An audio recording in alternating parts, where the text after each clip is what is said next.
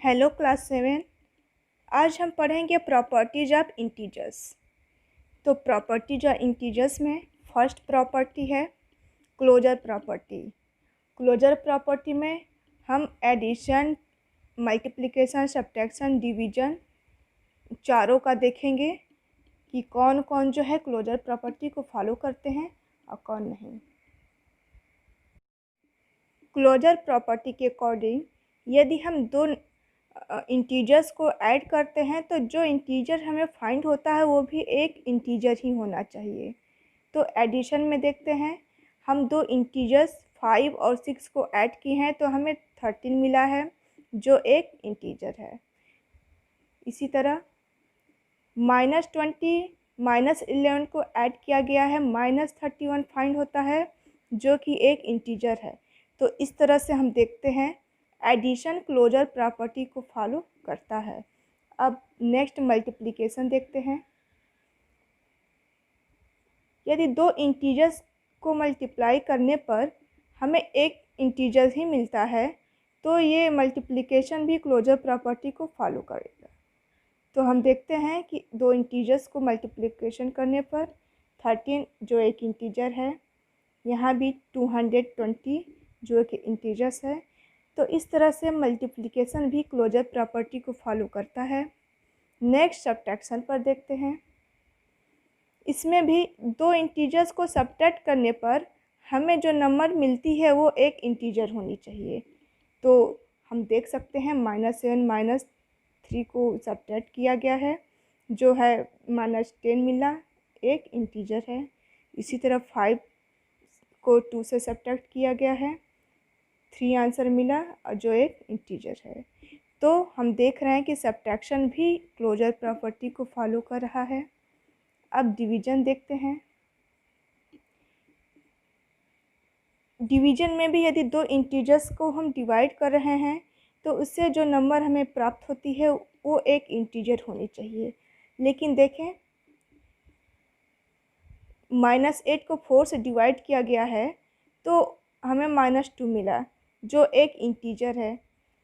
इसी तरह से 2 को हम 5 से डिवाइड कर रहे हैं तो ये 2/5 मिल रहा है जो एक इंटीजर नहीं है। इसी तरह से -7 को 3 से डिवाइड कर रहे हैं, -7/3 जो एक इंटीजर नहीं है। तो हम देख रहे हैं डिवीजन जो है पूर्ण रूप से क्लोजर प्रॉपर्टी को फॉलो नहीं कर रहा है। तो क्लोजर प्रॉपर्टी में एडिशन, मल्टीप्लिकेशन, सब्ट्रैक्शन तीनों फॉलो करेंगे बट डिवीजन क्लोजर प्रॉपर्टी को फॉलो नहीं करेगा। Next property commutative property. इस प्रॉपर्टी के अकॉर्डिंग यदि हम दो इंटीजर्स का क्रम चेंज करके उनका एडिशन, मल्टीप्लिकेशन, सब्ट्रैक्शन, डिवीजन करते हैं और उनके आंसर सेम आते हैं तो ये कम्यूटेटिव प्रॉपर्टी फॉलो करते हैं। यदि आंसर सेम नहीं आते हैं तो कम्यूटेटिव प्रॉपर्टी फॉलो नहीं करेंगे। तो हम देखते हैं इन चारों ऑपरेशन में से कौन कौन कम्यूटेटिव प्रॉपर्टी फॉलो करेंगे और कौन नहीं। तो फर्स्ट एडिशन।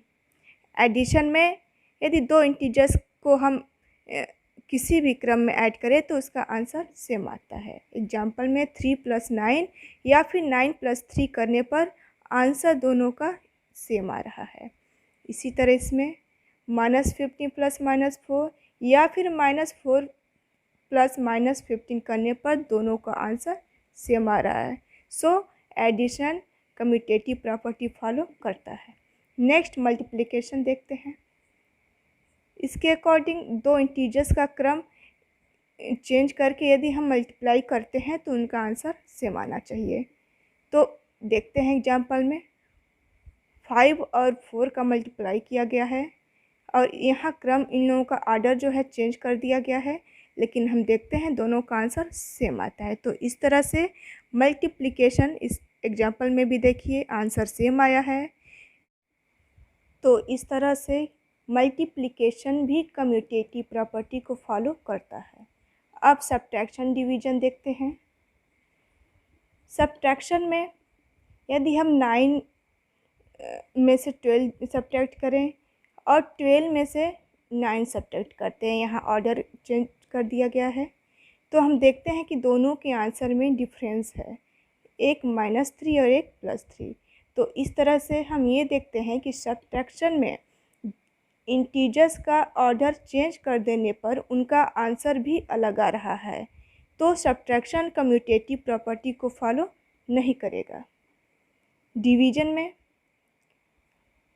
4 को 2 से डिवाइड किया गया है, फिर ऑर्डर चेंज कर दिया गया है, 2 को 4 से डिवाइड किया गया है।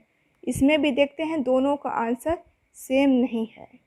तो इस तरह से डिवीजन भी कम्यूटेटिव प्रॉपर्टी को फॉलो नहीं करता है। तो हम देखते हैं कम्यूटेटिव प्रॉपर्टी को सिर्फ एडिशन और मल्टीप्लिकेशन फॉलो करते हैं और सब्ट्रैक्शन डिवीजन नहीं। Next property identity property. इसके अकॉर्डिंग इंटीजर्स की जो प्रॉपर्टी है वो चेंज ना हो। जैसे एडिशन में देखें, यदि हम 0 को किसी भी इंटीजर में किसी भी क्रम में ऐड करें तो उसके इंटीजर के वैल्यू में कोई अंतर नहीं आता है। आप देख सकते हैं -5 में 0 या फिर 0 में -5 ऐड किया गया है तो -5 के वैल्यू में कोई परिवर्तन नहीं आया है। इसी तरह मल्टीप्लिकेशन में यदि हम किसी भी इंटीजर्स को 1 से मल्टीप्लाई करते हैं तो उनके वैल्यू में कोई अंतर नहीं आता है। तो ये आइडेंटिटी प्रॉपर्टी कहलाता है। Next property associative property. इसके अकॉर्डिंग यदि हम 3 या 3 से अधिक इंटीजर्स का एडिशन या फिर मल्टीप्लिकेशन किसी भी पैटर्न में करें तो उसका आंसर सेम आएगा, आंसर में कोई परिवर्तन नहीं आएगा। Let's see an example.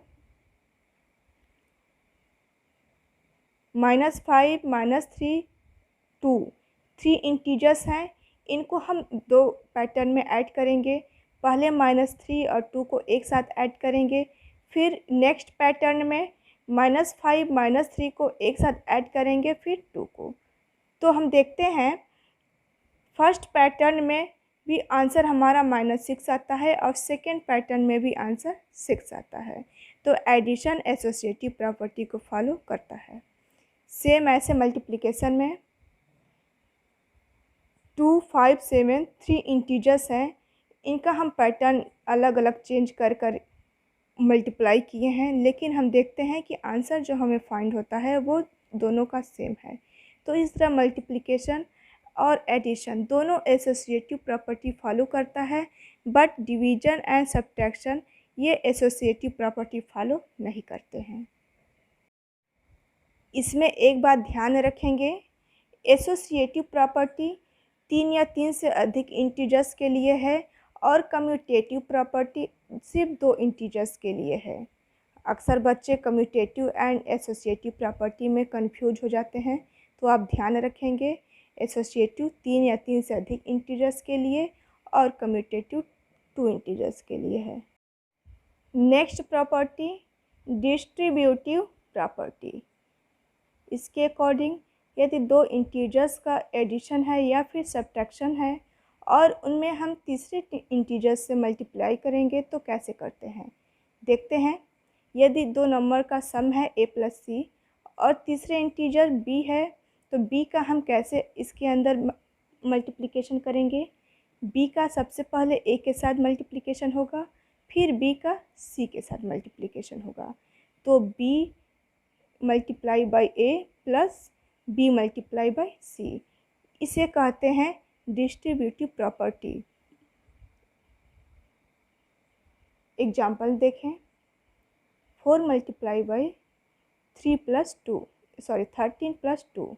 तो 4 का एक बार 13 के साथ मल्टीप्लाई हुआ है और 4 का एक बार 2 के साथ, तो इस तरह से हमें आंसर 60 मिलता है। यदि इसी कैलकुलेशन को हम सिंपल वे में करते हैं तो भी आंसर हमारा 60 मिलता है। अब मल्टीप्लिकेशन डिस्ट्रीब्यूटिव ओवर सब्ट्रैक्शन देखते हैं। 2 इंटीजर्स का सब्ट्रैक्शन है और हमें तीसरे इंटीजर a से जो है इसके मल्टीप्लाई करना है। तो a का पहले b में मल्टीप्लाई होगा जैसे कि एडिशन में हुआ है, फिर सब्ट्रैक्शन का साइन होगा, फिर a का मल्टीप्लाई c में होगा। तो इस तरह से हम एग्जांपल देखते हैं इसका। 14 का मल्टीप्लाई होना है -3 - 2 में, तो 14 का पहले मल्टीप्लाई -3 में होगा, फिर उसके बाद -2 के साथ। तो हम देखते हैं आंसर हमें -70 फाइंड होता है।